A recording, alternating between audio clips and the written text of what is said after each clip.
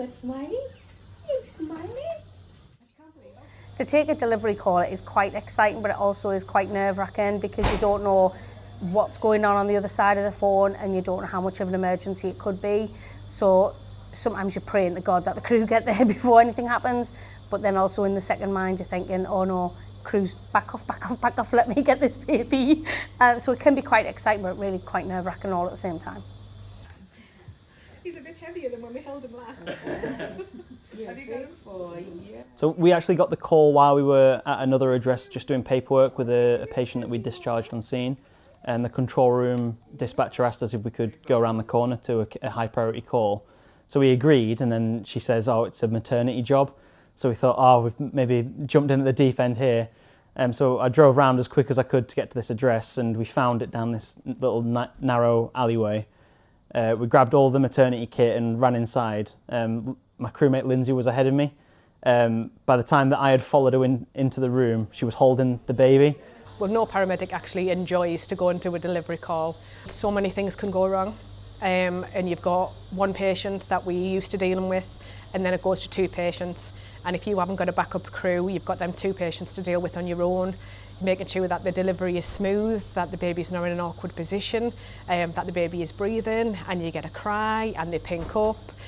There's so many things to think about. And then with possibly a postpartum hemorrhage, the drugs that we need to be able to give, and we have to try and think about that in advance to say, right, there's indications here for this drug and it's needed. What's the contraindications for it? What's the cautions? What's the side effects? There's so many things going through our heads at the same time. It's dizzying. It's just scary. But it's kind of like when you get there, you just snap into work mode and you know what needs to be done, so you don't really focus on anything else.